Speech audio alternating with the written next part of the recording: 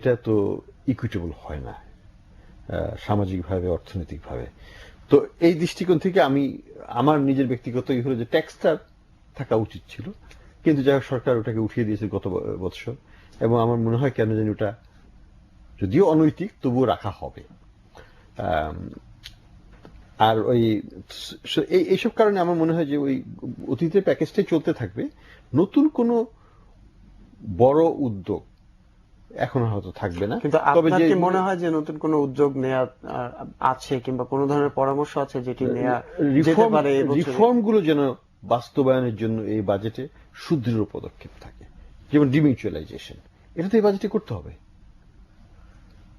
মানে প্রসেসটাকে তো অ্যাটলিস্ট একটা কমপ্লিশনে নিয়ে যাওয়া দরকার। আরো 12 মাস সময় আসতেছে, অলরেডি তো বেশ 1 বছর হয়ে গেল। অনেকদিন ধরে এটা নিয়ে কথা হচ্ছে। হ্যাঁ, অনেকদিন ধরে কথা হচ্ছে, আর কত একটা কনক্লুশনে তো আসা উচিত। তো আমি বলবো যে এই বাজেটে এটা হওয়া উচিত, এই বাজেটের সময়ের মধ্যেই, এবং সরকারকে সেই বিষয়ে কমিটমেন্টও দিতে হবে, তৎপরতাও দেখাতে হবে। এটা ছাড়াও আরো জিনিস আছে, মানে অনেক ধরনের রিফর্ম এবং ইনস্টিটিউশনাল স্ট্রেংথেনিং, এসিসির স্ট্রেংথেনিং, পলিসি কোঅর্ডিনেশন বাংলাদেশ ব্যাংকের সাথে এবং এসিসির মধ্যে বিশেষ করে যে পলিসি কোঅর্ডিনেশন দরকার সেইগুলোকে আরো সুদৃঢ় করা, এবং এই 2% রুলের মধ্যেই কিন্তু অনেকগুলো অনেকগুলো আমি যেটাকে বলবো পার্থক্য আছে, আইনগত পার্থক্য আছে। বাংলাদেশ ব্যাংকের আইনের সাথে এসিসির এই রুলের কনফ্লিক্ট আছে, এবং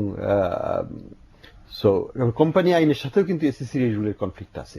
এই জিনিসগুলোকে এক ধরনের সমতাতে নিয়ে আনাটা উচিত হবে বলে আমার মনে হয়। তো এমনিতে ব্যাংকিং বা আর্থিক খাতের যে অবস্থা বর্তমানে, সেটিকে আপনি কিভাবে দেখছেন, এবং সামনের বাজেটের যে চ্যালেঞ্জ, বর্তমান চলতি বাজেট যেটি আছে সেটি মোকাবেলা করতে গিয়ে সরকারকে অনেক হিমশিম খেতে হয়েছে, অনেক বেশি ব্যাংক ঋণ করতে হয়েছে, এবং যদিও এখন মূল্যস্ফীতি কিছুটা কমেছে, আবার ব্যাংক ঋণ তো বেড়েছে, আমদানি রপ্তানিও কিছুটা বেড়েছে, সব মিলে অর্থনীতির কিংবা আর্থিক খাতের, ব্যাংকিং খাতের যে বর্তমান চিত্র সেটিকে আপনি কিভাবে দেখছেন, এবং বাজেটে এই খাতের জন্য কি ধরনের চ্যালেঞ্জ আছে বলে আপনার মনে হয়?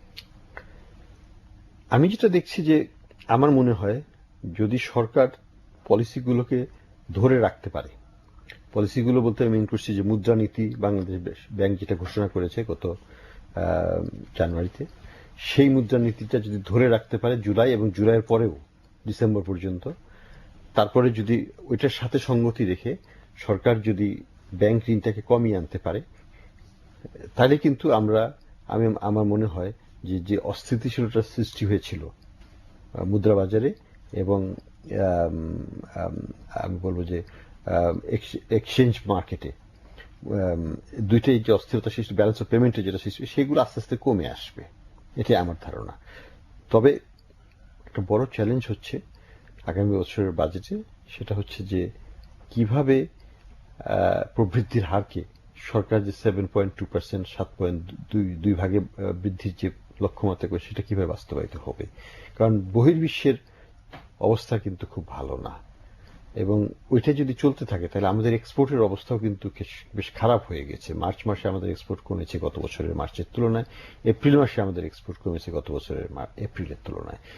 মে মাসে কি হবে, জুন মাসে কি হবে আমরা জানি না, কিন্তু লক্ষণ ভালো নয়।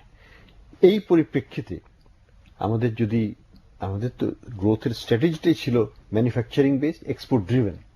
তো এক্সপোর্টের ড্রাইভটা যদি না আসে তাহলে তো ম্যানুফ্যাকচারিং গ্রো করবে না, আর ম্যানুফ্যাকচারিং যদি গ্রো না করে তাহলে তো আমাদের ফাউন্ডেশন, যে আমাদের ফাউন্ডেশন স্টোন যেটা আমাদের গ্রোথের স্ট্র্যাটেজি, সেটা তো ওইভাবে এফেক্টিভলি কাজ করবে না। তাহলে আমাদের এটা স্লো হয়ে যেতে পারে। স্লো হয়ে গেলে কি হবে, রেভিনিউ গ্রোথ স্লো হয়ে যাবে, এবং সেটা যদি হয় তাহলে পরে আমাদের বাজেট ম্যানেজমেন্টে সমস্যা হতে পারে। এবছরে যেটি হয়েছে যে রাজস্ব আয় হয়তো বেড়েছে, কিংবা সরকারের অভ্যন্তরীণ উৎস থেকে যেসব আয় সেগুলো বেড়েছে, কিন্তু বাইরের যে আয়, যেটি আমরা বৈদেশিক সাহায্য কিংবা বৈদেশিক অনুদান এসব বলি, সেখানে কিন্তু সরকারের এক ধরনের বড় ধরনের টানাপোড়েন চলেছে, এবং অনেকগুলো প্রকল্প নিয়ে এবং আন্তর্জাতিক দাতা সংস্থাগুলোর সাথে সরকারের এক ধরনের টানাপোড়েন চলেছে।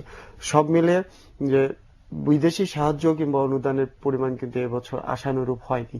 সেক্ষেত্রে আগামী বছরে কি এটি একটি বড় চ্যালেঞ্জ হয়ে থাকবে কিনা? এটা অবশ্যই বড় চ্যালেঞ্জ, এবং এই চ্যালেঞ্জটা মোকাবেলা করার জন্য সরকারের করণীয় কি সেটা সরকারের জানা আছে, কিন্তু করতে পারছে না। কারণ এক ধরনের নিস্পৃহতা আছে আমাদের আম, আম, আমাদের সরকারি কর্মচারীদের মহলে প্রজেক্ট ইমপ্লিমেন্টেশনে, এবং এটাকে কিভাবে সরকার ওভারকাম করবে এটা আমার কাছে বোধগম্য না।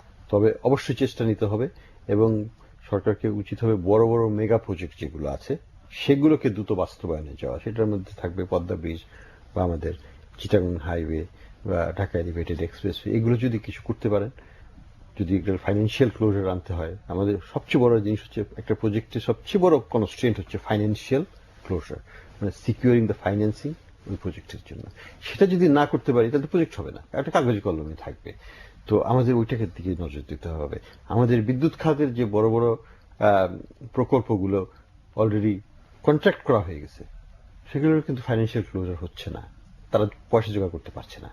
ঢাকা এলিভেটেড এক্সপ্রেসওয়ে তো আমরা জানি ইটাল থেকে দিয়ে দেওয়া হয়েছে, কিন্তু ফাইন্যান্সিয়াল ক্লোজার হয়েছে কি আমি জানি না, খবর পাইনি।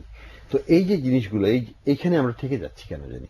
তো এই ক্ষেত্রে সরকারকে কিছু অভিনব পদ্ধতিতে হলেও এইটাকে ওভারকাম করার জন্য অবশ্যই চেষ্টা নিতে হবে, রাজনৈতিকভাবেও এবং সম্পদ সৃষ্টির মাধ্যমে বা বহির্বিশ্ব থেকে সম্পদ আহরণের মাধ্যমে। এ ব্যাপারে তারা সভরেন বন্ড ইস্যু করতে পারেন দরকার হলে, বিভিন্ন দেশ যেটি তো আগে গত বাজেটেও এক ধরনের উদ্যোগ নেওয়া হয়েছিল, ঘোষণা এসেছিল যে আসলে বন্ড করা হবে, কিন্তু আমরা এই অর্থ বছরে এটি দেখিনি। আগামী বাজেটে বন্ড নিয়ে কিছু কথা থাকবে বলে আমি আশা করি। এটা দুই ধরনের ক্ষেত্রেই, ডলার বন্ড যেটা ডলার প্রিমিয়াম বন্ড এবং ডলার বন্ড যেগুলো আছে সেগুলোকে নিয়ে একটা রিপ্যাকেজিং এর প্রস্তাব সরকার চিন্তা ভাবনা করছেন। আর 2 নম্বর যেটা হচ্ছে যে সভরেন বন্ড ইস্যু করা নিয়েও সরকার বেশ গভীরভাবে চিন্তা ভাবনা করছেন।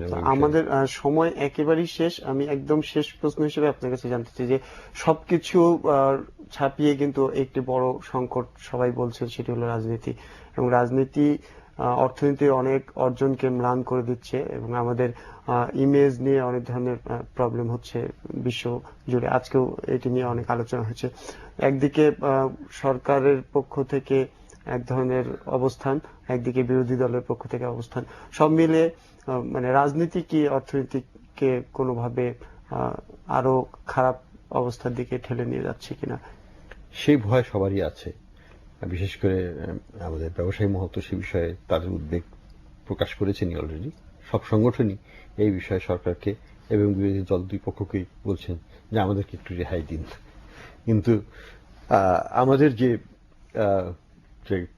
কালচার অফ পলিটিক্স, তাতে তো অব্যাহতির আমি কোনো উপায় দেখছি না সত্যি কথা বলতে নিকট ভবিষ্যতে।